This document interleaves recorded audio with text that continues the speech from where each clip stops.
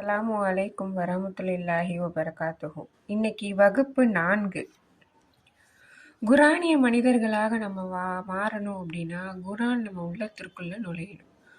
அப்படி குரானுக்குள்ள நுழைவதற்கு முன் நம்மிடம் இருக்க வேண்டிய அடிப்படை தகுதிகள் என்ன அப்படின்றத நம்ம இன்னைக்கு பார்க்க போறோம்.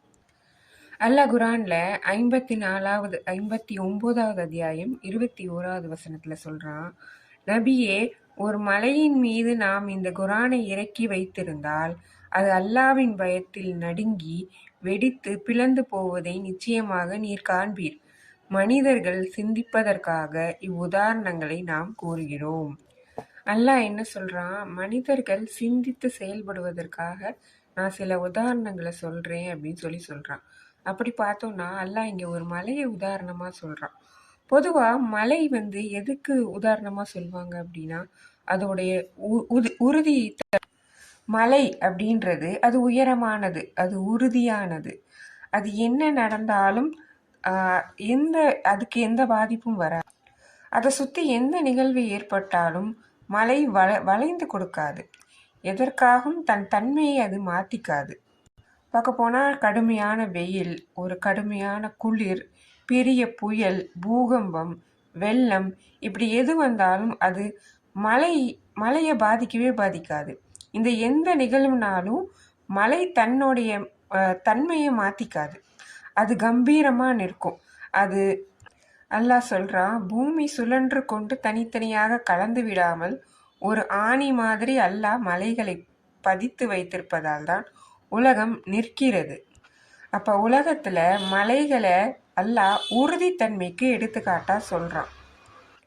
அப்பேற்பட்ட மலை குரான் வரும்போது அது எப்படி நடந்துக்கும் அப்படின்னா, அது தன்னுடைய தன்மையை மாற்றிக்கொள்ள அது உடனே தயாராகி விடுகிறது. அல்லாஹ்வோட படைப்பினங்கள் அனைத்தும், அதாவது மனிதர்களையும் ஜின்களை தவிர எல்லா படைப்புகளும் என்ன நோக்கத்திற்காக படைக்கப்பட்டோமோ அந்த நோக்கத்தை நிறைவேற்றுவதற்காக சிரம் பணிந்து அது தன் வேலையை தொடர்ந்து செய்யும். எந்த சூழ்நிலையும் அல்லாஹ்வோட கட்டளையை அந்த படைப்பினங்கள் மீறாது. அப்படிப்பட்ட மலை குரான் வந்தவுடன் தன்னோட உறுதித்தன்மையை மாற்றிக்கொண்டு அல்லாஹ்வுடைய அச்சத்தால் அது எப்படி ஆகுதுன்னு சொல்றாங்க, நடுங்கி வெடித்து பிளந்து போவதை நிச்சயமாக நீர் காண்பீன்னு அல்லாஹ் சொல்றான். அதாவது இதற்கு முன்னாடி அந்த மலைன்றது அது உறுதியான ஒன்று. பல 500 1000 வருடங்களா அது அந்த இடத்துல நிலைச்சு நிற்கு. அது என்ன சொல்லுது? அதுக்குன்னு ஒரு அனுபவம் இருக்கு, ஒரு பலம் இருக்கு, கடந்த காலம் இருக்கு, வரலாறு இருக்கு. அப்பேற்பட்ட மலை குரான் வரும்பொழுது நான் ஒண்ணுமே இல்லைப்பா, நான் வெடித்து ஒரு தூசி துகள் மாதிரி நான் ஒண்ணுமில்லைன்னு ஆயிடுறேன், நான் நொறுங்கி மண்ணோட மண்ணா ஆயிடுறேன், இந்த மண்ணை பயன்படுத்தி நீ என்ன வேணாலும் செஞ்சுக்கலாம், எப்படி வேணாலும் செய்யறதுக்கு நான் தயாராகி விடுகிறேன் அப்படின்னு சொல்லி அந்த மலை சொல்லுது. அப்ப அல்லாஹ் குரான், அப்பேற்பட்ட குரான் மனிதர்களிடத்துல வரும்பொழுது நாமும் நம்ம தன்மையை மாற்றிக்கொண்டு குரான் எப்படி சொல்லுதோ அதன்படி செயல்படுறதுக்கு நாம் தயாராகிடணும். அதாவது இது சரியா தப்பா, ஊர் என்ன சொல்லும், நடைமுறைக்கு சாத்தியமா, இதெல்லாம் நம்புற மாதிரியா இருக்கு, இது மாதிரியான விஷயங்களுக்கு உள்ளத்துல இடம் கொடுக்காம, இல்லை நான் பெரிய படைச்சவன், நான் பெரிய அறிவாளி, எனக்கு தெரியும் என்ன இருக்குன்னு எனக்கு தெரியும் அப்படின்ற மாதிரியான ஒரு கர்வம், ஒரு நம்ம நினைக்கிறோம்ல, நம்ம ஒரு பெரிய ஆள் நினைக்கிறோம், அந்த நான் அப்படின்ற கர்வத்தை உடைச்சு குரான் கிட்ட குரான் என்ன சொல்லுதோ அதன் மாதிரி நான் மாறிக்கிறேன், இது வரைக்கும் நான் படித்தது, இது வரைக்கும் என் மூளையில் இருக்கிறது எல்லாம் எதுவுமே கிடையாது, இனி என்ன சொல்லப்படுதோ அதன்படி நான் என்னை மாற்றிக்கொள்கிறேன் அப்படின்ற நிலைக்கு நம்ம தயாராகணும். இதுதான் முதல் தகுதி. ஸோ முதல் தகுதி அப்படின்னா என்னன்னு பார்த்தோம் அப்படின்னா, தாழ்வு. அதாவது எனக்கு எதுவுமே தெரியாது, குரானை பார்த்து நமக்கு எதுவுமே தெரியாது, இனி நீ என்ன கற்றுக் கொடுக்குறியோ அதுவா நான் மாறுறேன் அப்படின்ற மனநிலையோடு குரானை அணுக வேண்டும். அதுதான் முதல் தகுதி. அதாவது ஒரு பழமொழி சொல்லுவாங்க, அரிதோறும் அறியாமை அறிந்ததே. அதாவது ஒவ்வொரு முறையும் நம்ம படிக்கும்போது ஒரு புது புது விஷயங்களை நம்ம கற்றுக்கிறோம். ஏற்கனவே எனக்கு தான் இது தெரியுமே அப்படின்ற மனநிலையில் ஒரு விஷயத்தை அணுகணும் அப்படின்னா அடுத்த கட்டத்துக்கு நம்ம போக முடியாது. அது புதுசாக நமக்கு என்ன கற்றுத்தர போகுது அப்படின்றத மனசு ஏற்றுக்காது. ஸோ எதை படிக்கிறதா இருந்தாலும், எதை கற்றுக்க போகிறதா இருந்தாலும், இது வரைக்கும் நான் கற்றுக்கிட்டு வச்சுருந்த விஷயம் எதுவுமே கிடையாது. இனிதான் நான் புதுசாக எல்லாத்தையும் கற்றுக்க போகிறேன் அப்படின்ற மனநிலையோட, உறுதியோட, மிக தாழ்மையோட அணுகிறது தான் முதல் தகுதி. அல்லாஹ் 7வது அத்தியாயம் 204வது வசனத்துல சொல்றான், மனிதர்களே, திருக்குரான் ஓதப்பட்டால் வாய் மூடி செவில் தாழ்த்தி அதை கேளுங்கள், அதனால் நீங்கள் இறைவனின் அருளை அடைவீர்கள். பொதுவாக நம்ம இந்த வசனத்தை கேட்கும்போது என்ன சொல்லுவோம் அப்படின்னா, குரான் ஓதப்படும் பொழுது நம்ம வேற எந்த விஷயத்துக்கும் மனசை செலுத்தாம அதை அமைதியா தாழ்வா கேட்கணும் அப்படின்னு சொல்லுவோம். தொழுகையில கூட இமாம் குரானை ஓத ஆரம்பிச்சோம்னா நம்ம அதை திரும்ப திரும்ப ஓதக்கூடாது, அதை வாய் மூடி செவி தாழ்த்தி கேட்கணும் அப்படின்னு சொல்லுவோம். அதே மாதிரி குரான் ஓதப்பட்டால் நம்ம பொறுமையாக கேட்கணும் அப்படின்ற அர்த்தத்தில் தான் நம்ம புரிஞ்சுருக்கோம். இங்கே நம்ம என்ன புரிஞ்சுக்கணும் அப்படின்னா, குரான் ஓதப்படும் போது நம்ம அதை மட்டும் கேட்கணும், அதுதான் ஃபைனல். அது என்ன சொல்லுதோ அதை மட்டும் கேட்கறது தான் நம்மளோட வேலை. நம்ம அதுக்கு மறுத்து நம்ம வேற எதுவும் சொல்லக்கூடாது. நம்ம சிந்தனை ஓட்டத்தை வேற ஒரு விஷயத்துக்கு செலுத்தக்கூடாது. ஃபுல் ஃபோக்கஸ் குரானில் தான் இருக்கணும். அதே மாதிரி 50வது அத்தியாயம் 37வது வசனத்தில் அல்லாஹ் சொல்கிறான், எவருக்கு பரிசுத்தமான உள்ளம் இருந்து ஓர்மைப்பாடான மனதுடன் செவி சாய்க்கிறாரோ அவருக்கு நிச்சயமாக இதில் நல்ல படிப்பினை இருக்கிறது. இங்கே நல்லா என்ன சொல்கிறான், யாருக்கு பரிசுத்தமான உள்ளம் இருக்கிறதோ, எல்லாருக்குமே உள்ளம்னு ஒன்று இருக்குது. அதனால தான் நம்ம உடம்பு இயங்கிட்டு இருக்கு, உள்ளம் துடிச்சுக்கிட்டு இருக்கு. ஆனால் அல்லாஹ் இங்கே எதிர்பார்க்கறது என்ன அப்படின்னா, இரக்கமான இயங்கக்கூடிய மனம் இருக்குதா அப்படின்னு அதாவது யாருக்கு பரிசுத்தமான உள்ளம் இருந்து ஓர்மைப்பாடான மனதுடன் செவி சாய்க்கிறாரோ, இங்கே பார்த்தோம் அப்படின்னா அரபியில் அவ் அல்க சம, அதாவது யார் தன் செவியை எரிந்து விட்டாரோ அப்படின்ற அர்த்தத்தில் வரும். அவருக்கு நிச்சயமாக இதில் நல்ல படிப்பினை இருக்கிறது. பொதுவாக நம்ம சொல்லுவாங்க தெரியுமா, அதாவது சொல்கிறத காது கொடுத்து கேளு, செவி தாழ்த்தி கேளு அப்படின்னு சொல்கிறது. தமிழில் சொல்லுவோம்ல, காது கொடுத்து கேளுப்பா அப்படின்னு சொல்லுவோம். காது கொடுத்து கேட்குறதுனா என்ன அர்த்தம்? காதை கொடுத்துட்றதா? அதாவது ஒரு கவனமாக கேட்குறது அப்படின்னு அர்த்தம்.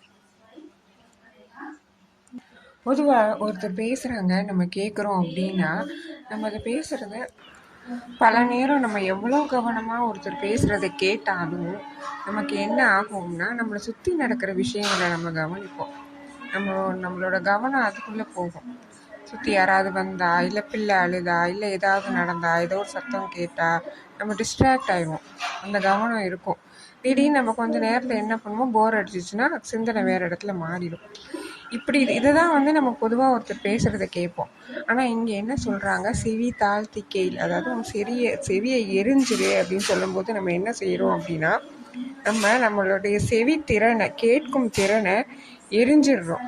அதாவது எதன் பக்கம் எரிஞ்சிடும், குரான் பக்கம் எரியணும். அப்போ தான் காது கொடுத்து கேளு அப்படின்னு சொல்கிறப்ப நம்ம கேட்கும் திறனை முழுமையாக குரான் கிட்ட ஒப்படைச்சிட்டோம் அப்படின்னா நம்ம எந்த சூழ்நிலையும் டிஸ்ட்ராக்ட் ஆக மாட்டோம், திசை மாறி போக மாட்டோம், முழு கவனத்தோட கேட்போம். அதை தான் இங்கே சொல்ல வராங்க. அதாவது எவருக்கு பரிசுத்தமான உள்ளம் இருந்து ஓர்மைப்பாடான மனதுடன் செவி சாய்க்கிறாரோ அவருக்கு நிச்சயமாக இது நல்ல படிப்பினை இருக்கிறது.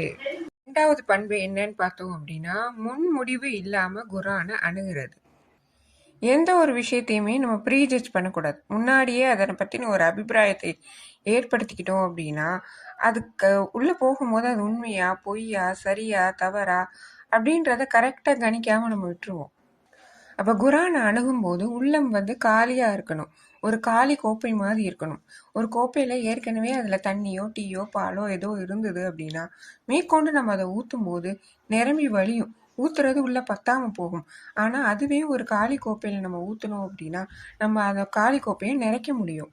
அதே மாதிரி தான் எந்த ஒரு விஷயத்தை நம்ம அணுகுனாலும் முன்முடிவு இல்லாமல் அணுகணும் அப்படின்னா கரெக்டான ஒரு ஜட்ஜ்மெண்ட்டுக்கு நம்மளால் வர முடியும். நம்ம நபி ரசுல்லா எப்போவுமே எந்த ஒரு பிரச்சனையை அணுகுனாலும் அவங்க எந்த ஒரு முன்முடிவும் இல்லாமல் தான் அந்த பிரச்சனையை அணுகுவாங்க. ஒரு முறை ரசூல்லா பார்த்தோம்னா யூதர்கள் அவங்க காலத்தில் ரசூல்லாவுக்கு நிறைய தொந்தரவு கொடுத்தாங்கன்னு நமக்கு தெரியும். அவங்க பல அநியாயங்கள் செய்தாங்க. அப்படி ஒரு முறை அந்த யூதர்களில் ஒரு முறை வராங்க. ரசூல்லாட்ட வந்து என்ன சொல்கிறாங்க அப்படின்னா, நீங்களும் தான் அல்லாஹ்வுக்கு இணை வைக்கிறீங்க அப்படின்னு சொல்கிறாங்க. நாங்கள் என்னது இணை வைக்கிறோமா? ஆமாம், நீங்கள் என்ன செய்கிறீங்க? நீங்கள் அல்லாஹ் மேலே சத்தியம் பண்ணும்போது காபா மேலே சத்தியம் பண்ணுறது ஒரு வழக்கமாக வச்சுருக்கீங்க. காபான்னு பார்த்தா காபாவுக்கு எந்த ஒரு சக்தியும் கிடையாது. சக்தி எல்லாம் அல்லாஹ்க்கு தான் இருக்குது. அப்படி இருக்கும்போது ஷிர்க்கு தானே அப்படின்னு சொல்கிறாங்க. ரசூலா என்ன சொல்கிறாங்க உடனே யோசிச்சு, ஆமாம்ல, இனிமே யாரும் சத்தியம் செய்வதா இருந்தா காபா மீது சத்தியம்னு சொல்லாமல் காபாவின் இறைவன் மீது சத்தியம் அப்படின்னு சொல்லி பழகுங்க அப்படின்னு சொல்லி சொல்கிறாங்க. அவங்க நினச்சிருந்தா போப்பா எனக்கு எல்லாம் தெரியும், நீ என்ன என்கிட்ட வந்து சொல்கிற அப்படின்னு சொல்லியிருக்கலாம். ஆனால் அவங்க யூதர்களாக இருந்தாலும் ஒரு விஷயத்த சொல்லும்போது ஆமாம் தானே, இப்படி தானே நடைமுறையில் இருக்குது, நம்ம மாற்றிக்கணும்னு நினச்சி அதை மாற்றிக்கிறாங்க. அதனால தான் நம்ம ஒருத்தர் மேலே நம்ம முன்முடிவு வச்சுருந்தோம் அப்படின்னா அவங்க சொல்கிற சரியான விஷயங்கள் கூட பல நேரங்களை நம்ம ஏற்றுக்காமல் போவோம். அதே மாதிரி சிலர் சொன்னால் கரெக்டாக இருக்கும்னு எப்போவே சொல்லிக்கிட்டே இருக்கிறப்ப அவங்க சொல்கிற தவறான விஷயங்களை கூட ஐயோ இது தவறாச்சே அப்படின்னு நமக்கு உள்ளத்துக்கு புரியாமல் போயிடும். அதனால் ஒரு விஷயத்தை அணுகும்போது முன்முடிவு இல்லாமல் அணுகணும். அதே மாதிரி குரானை நம்ம அணுகும்போது முன்முடிவு இல்லாமல் அணுகணும் அப்படின்னா குரான்றது நமக்கு நிறைய விஷயங்கள் கற்றுக்க முடியும். அல்லாஹ் 5வது அத்தியாயம் 104வது வசனத்துல சொல்றான், அல்லாஹ் இறக்கி வைத்த வேதத்தின் பக்கமும் அவனுடைய தூதரின் பக்கமும் வாருங்கள் என அவர்களுக்கு கூறப்பட்டால் எங்கள் மூதாதைகள் எதன் மீது இருக்க நாங்கள் கண்டோமோ அதுவாகவே நாங்கள் பின்பற்ற எங்களுக்கு போதும் என கூறினார்கள். அவர்களுடைய மூதாதைகள் எதையும் அறிந்து கொள்ளாமலும் நேரான வழியில் இல்லாமலும் இருந்தாலுமா அவர்கள் தங்கள் மூதாதைகளை பின்பற்றுவார்கள் அப்படின்னு அல்லாஹ் கேட்குறான். நம்ம வரலாறுல பார்த்தோம்னா பல நபிமார்கள் அல்லாஹ் இறைவேதத்தை சொல்லும்போது அந்த காலத்தில் வாழ்ந்த மக்கள் அதை ஏன் ஏற்றுக்கல அப்படின்னா காலங்காலமாக பின்பற்றி இந்த ஒன்று தப்பாக போயிருமே அப்படின்ற ஒரு நம்பிக்கை தான். நம்ம இது வரைக்கும் செஞ்சது சரி, யாரோ ஒருத்தர் வந்து இன்னைக்கு நம்ம செஞ்சதெல்லாம் தப்பு, நீங்கள் வந்து அல்லாஹ்வின் பக்கம் வாங்க, ஓரிரை கொள்கைக்கு வாங்க அப்படின்னு கேட்கும்போது அவங்களோட உள்ளங்கள் ஏற்றுக்கலை. ஏன் அப்படின்னா அவங்க காலங்காலமாக அவங்க மூதாதைகளை பின்பற்றினாங்க. மூதாதைகள் பின்பற்றுறது தப்பு அப்படின்னா அவங்க தன்னளவில் அது தப்பாக போயிடுவாங்க. அவங்களால அந்த ஒரு ஈகோவை ஏற்றுக்க முடியல. அதனால தான் அவங்க வந்து அதை ஏற்றுக்க மாட்டேன்ட்டாங்க. அதனால தான் அல்லாஹ் கேட்குறான், மூதாந்தைகள் எதை செய்தாங்களோ அதை தான் நாங்கள் செய்வோம் நீங்கள் சொல்கிறீங்களே, அவங்க மூதாந்தைகள் எதையும் அறியாமலையும் நேரான வழியில் இல்லாமல் இருந்தாலுமா நீங்கள் இப்படி கேட்பீங்க அப்படின்னு அல்லாஹ் கேட்குறான். அவர்கள் எல்லாம் நான் முன்னாடி செஞ்சது சரி அப்படின்னு நம்புறாங்க, ஏற்றுக்கிறாங்க. அவங்களால அதற்கு மாற்றமாக எது வந்தாலும் அதை யோசிக்கவும் முடியல, அதை ஏற்றுக்கவும் முடியாமல் தவிக்கிறாங்க. அதனால நம்ம குரானை அணுகும்போது எந்த ஒரு முன்முடிவு இல்லாமல் அணுகணும். இது 2வது தகுதி. 3வது தகுதி என்ன? குரான் என்ன சொன்னாலும் அது என்ன சொல்லுதுன்னு கேட்குறதோடு மட்டும் இல்லாமல் அதை செய்கிறதுக்கு, அதுக்கு ஒரு செயல்வடம் கொடுக்கறதுக்கு நம்ம உடனே தயாராகிடணும். அதாவது எப்படி அப்படின்னா, ஒரு கடலோட ஓரத்தில் இருந்து தூண்டில் போட்டுட்டு இருந்தா சில மீன்கள் தான் நமக்கு கிடைக்கும். ஆனால் அதுவே கடலுக்குள்ள ஆழமாக இறங்கி நம்ம மீன் பிடிக்க சென்றோம் அப்படின்னா பெரிய பெரிய மீன்கள், சுறாக்கள் மட்டும் இல்லாமல் முத்துக்கள், பவளங்கள், மாணிக்கங்கள், மரகந்தம் போன்ற பெரிய பெரிய விலை மதிப்பில்லாத பொருட்கள் நமக்கு கிடைக்க வாய்ப்பு இருக்குது. அது மாதிரி தான் குரானை அணுகும்போது அதை வந்து நம்ம அது என்ன சொல்லுதோ அதை ஏற்று உடனே நான் செயல்படுத்துவேன் அப்படின்ற முடிவுக்கு நம்ம வந்துடணும்.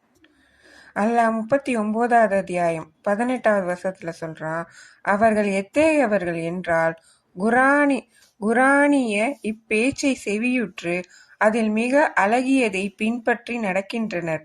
இவர்களையே அல்லாஹ் நேரான பாதையில் செலுத்துகிறான். இவர்கள்தான் உண்மையில் அறிவுடையவர்கள் ஆவார்.